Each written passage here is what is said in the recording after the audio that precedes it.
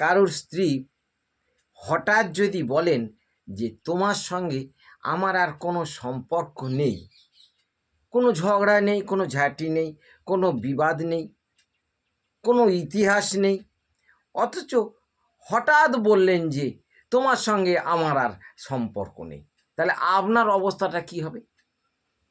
ভিডিওটা খুব মজার ভিডিও, আপনাদের অনুরোধ করছি ভিডিওটা পুরো দেখুন, আশা করি ভালো লাগবে। ঘটনাটা তাহলে শুরু করি। একদিন বিকেলবেলা আমার গিন্নি বলল যে আমি বাজারে যাব, আমাদের এখানে বিকালে হাট বসে। বলি ভালো কথা, যাও, প্রায় তো যায়, তা হাটে যাবে, তা অসুবিধে কী আছে, তুমি হাটে যাও, আমি সন্ধ্যার সময় একটু বেরোবো, একটা কাজ আছে। ভালো, আমি বার হলাম। গিন্নি বাজারে গেলেন। আমি রাত্রিবেলা এসে দেখি গিন্নি এক ব্যাগ বাজার করেছে। আলু, পটল, উচ্ছে, বেগুন, ঢেঁড়স ইত্যাদি এক ব্যাগ বাজার, আর 2 কেজি মুগ ডাল। আমি বললাম মুগ ডাল 2 কেজি কেন কিনতে গেলে? কুচো মুসুরটা কিনতে পারতে, ভালো বাড়ে আর খেতেও ভালো, কুচো মসুরটা কিনতে পারতে।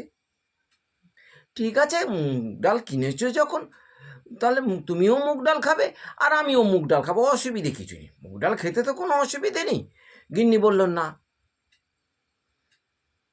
তুমি তোমার মতো খাবে, আমি আমার মতো খাবো, আমি রান্না করব আমি খাবো, তুমি রান্না করবে তুমি খাবে, তুমি একটা ঘরে থাকবে, আমি একটা ঘরে থাকবো, আজ থেকে আমি আলাদা।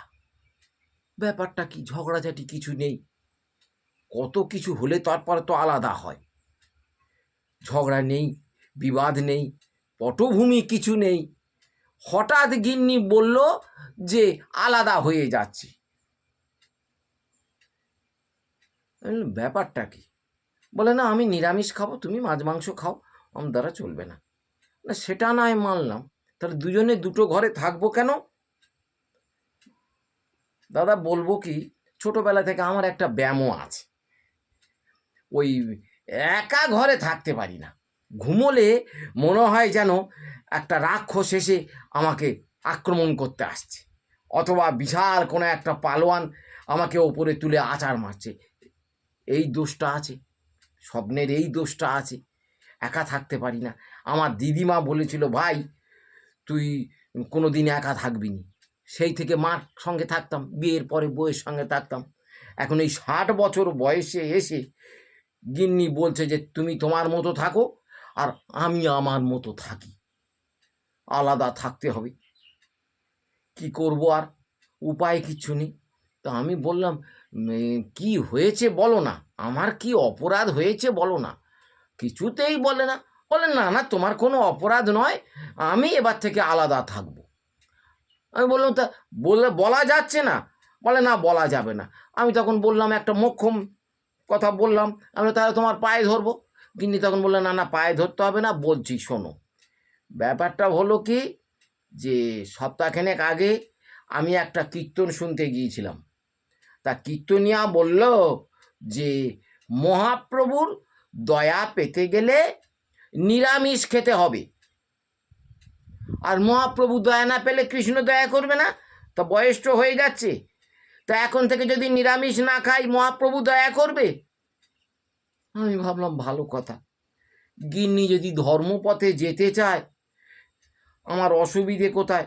অসুবিধে হলেও তো বলা যাবে না, স্ত্রী ধর্মপথে যাবে, স্বামী নিষেধ করবে।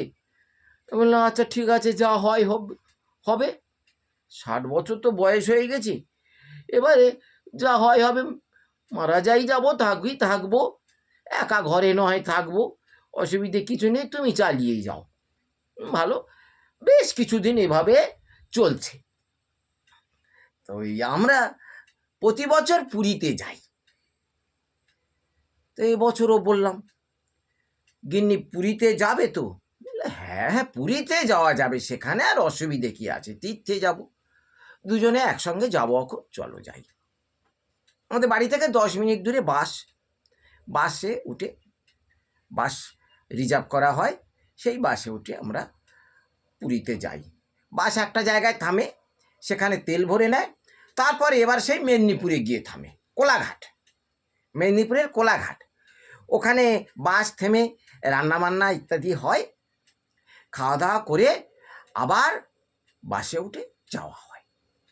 তা রীতিমতো কোলাঘাটে বাস থেমেছে, রান্নাবান্না হয়েছে, খাওয়ার জন্য ডাকাডাকি করছে। তা আমি আর গিন্নি একটা টেবিলে দুটো চেয়ারে বসে গিয়েছি, খাওয়া দাওয়া চলছে। গিন্নি কি দেখে যেন অবাক হয়ে খাওয়া বন্ধ করে দিয়েছে।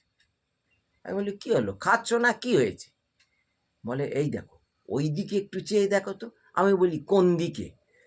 ওই তো ওই দেয়ালের দিকে যে টেবিলটা আছে, ওখানে একটা লোক বসে আছে, দেখো তো। একটা লোক মুরগির ঠ্যাং চিবোচ্ছে। আমি বললাম, তো মুরগির ঠ্যাং চিবুক আর খাসির হৃৎপিণ্ড চিবুক, তাতে তোমার কি, তুমি তো নিরামিষ খাও। বলে, না না, ব্যাপারটা আছে, তুমি একটু দেখো তো লোকটাকে চিনতে পারো কি না। আমি লোকটার দিকে তাকিয়ে দেখলাম, হ্যাঁ চিনি তো, ইউটিউবে দেখেছি, কীর্তনে দেখেছি, এ তো বিখ্যাত লোক, লোকটাকে তো দেখেছি, খুব ভালো লোক তো। গিন্নি বলে, না না, ভালো লোক নয়, ও হচ্ছে শুয়োরের বাচ্চা। আমি বলি, কেন? তুমি একটা কীর্তনিয়াকে গালাগালি দিচ্ছ, তুমি কৃষ্ণ ভজনা করো, গৌরহরিকে পাওয়ার জন্যে নিরামিষ খাওয়া ধারণ করেছো, নিরামিষ খাচ্ছ, তা তুমি কীর্তনিয়াকে ওই শুয়োরের বাচ্চা বলে গালাগালি দিচ্ছ? বলে, ওই শুয়োরের বাচ্চা তো বলেছিল যে মহাপ্রভুর কৃপা পেতে গেলে নিরামিষ খেতে হবে। ও হারামজাদা ওখানে বসে মুরগির ঠ্যাং খাচ্ছে কেন? ओ भाई मारो मुझे मारो।